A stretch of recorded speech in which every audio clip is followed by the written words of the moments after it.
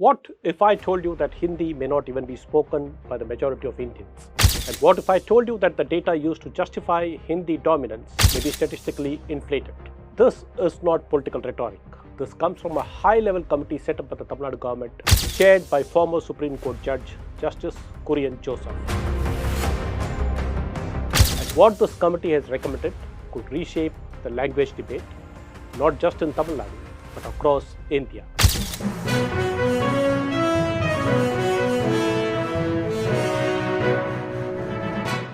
Vanakkam. This is T. Suresh Kumar.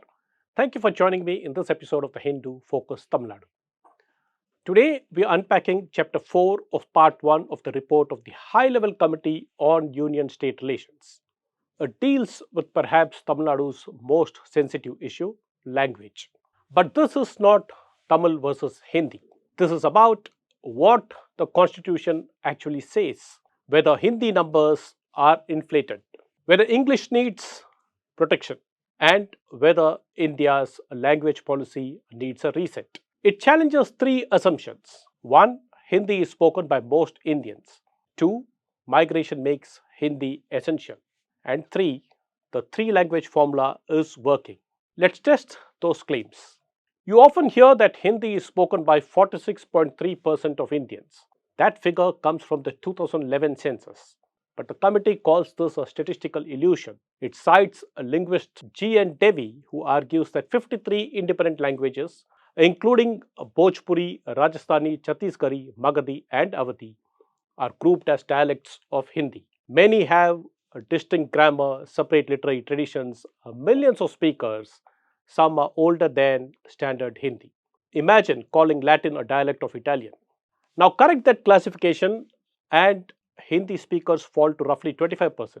That means 3 out of 4 Indians are non-Hindi speakers. So the idea that Hindi is India's natural national language becomes statistically questionable. Another claim, learn Hindi, it helps when you migrate for work. But census microdata shows 62% of Indians never migrate. 85% live within their native district and over 95% live within their home state. Interstate migration is less than 5%. And even this migration is asymmetrical. The largest out-migration is from Hindi-speaking states such as Uttar Pradesh and Bihar towards the south, west and Delhi, not the reverse. So daily life, that is education, governance, employment, remains overwhelmingly regional.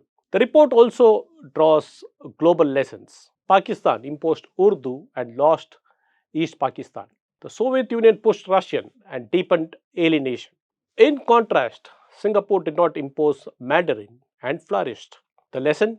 Unity comes from equality, not uniformity.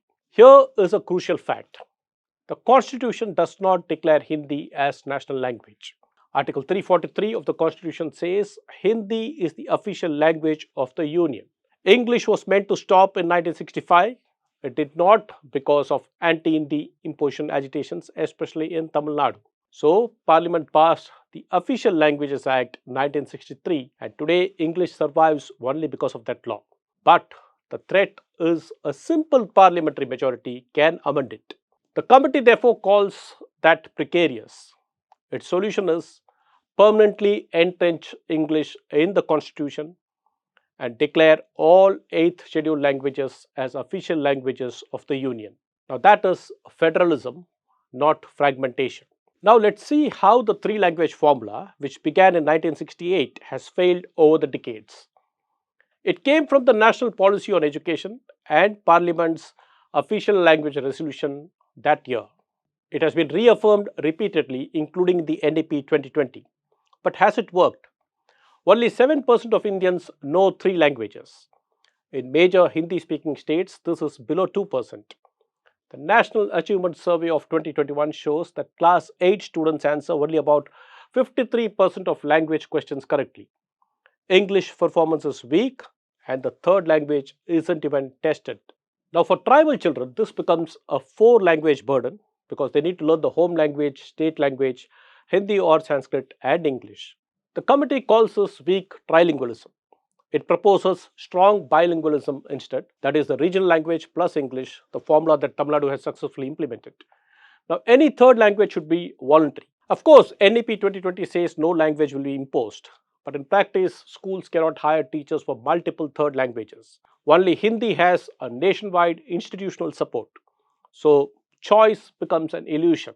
And financially speaking, appointing third language teachers across schools is enormously expensive with no proven gain. The committee's recommendations are sweeping.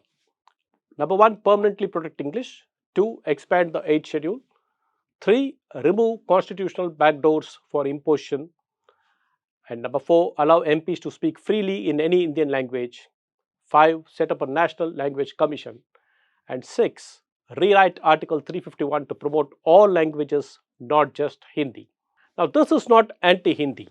Hindi will flourish where it is embraced, but no language should rise through inflated numbers, policy inertia, or structural advantage. The real debate is not Hindi versus Tamil or any other language.